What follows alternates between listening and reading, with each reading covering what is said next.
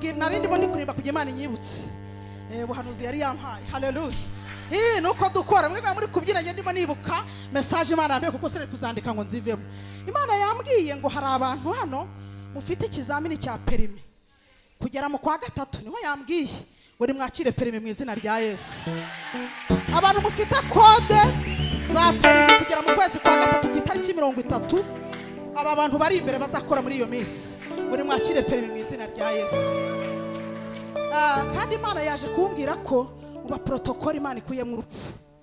Abantu mwa protocoye none ahantu muri ni muhereza Imana icyubahiro kubera ko Uwera wa Isiraheli yongeye kuvuga ngo nimubeho. Haleluya. Mfite message eshatu z'abantu badukurikiye online.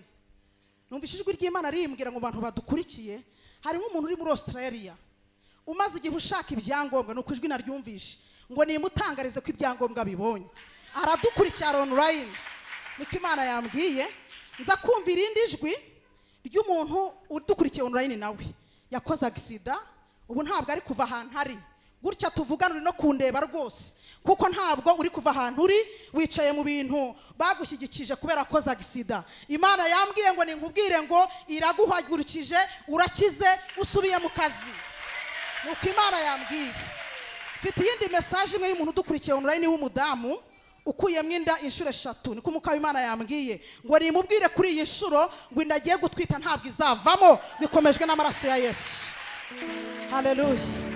Reka tujye mu ijambo ry'Imana. Ubuhanuzi tube tubuparitse dukora ubuhanuzi butavangiye. Ubu ntabwo buvangiye. Umuntu udafite iyi nkota arapfa. Haleluya. Iyi ni inkota ya mujya abiri niyo Yesu yahuranyishije Satani igihe yamugeragezaga. Dusome igitabo cy'Itangiriro ibice byaho 32 umurongo wa 23 kugeza kuri 29. Navuze mu Gifaransa niyo mpamvu banza utumvishe. Aravuze ngo abyuka muri iryo joro ajyana n'abagore be bombi n'inshoreke ze zombi n'abana be uko ari 11, yambuka icyambu cya Yaboki arabajyana abambutsa uwo mugezi, yambutsa n'ibyo yari afite byose.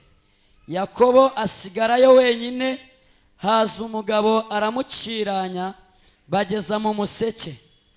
Abonye yuko atamutsinze akora ku mutsi wo kunyonga y'itako rye. Uwo mutsi wo kunyonga y'itako rya Yakobo urareguka bagikirana. Uwo mugabo aramubwira ati ndekura kuko umuseke utambitse. Aramusubiza ati sinkure kurutamaye umugisha. Aramubwira ati witwa nde? Aramusubiza ati ndi Yakobo. Aramubwira ati ntukitwa Yakobo ukundi, ahubwo uzitwa Isiraheli, kuko wakiranyije Imana n'abantu ukanesha. Komera Imana amashyi. Akira amavuta y'ubushumba mu izina rya Yesu. Akira amavuta y'ubushumba mu izina rya Yesu. Ndahanuye. Haleluya. Hahirwa umuntu ufite Imana ya Yakobo, umutabazi zamurengera mu makuba.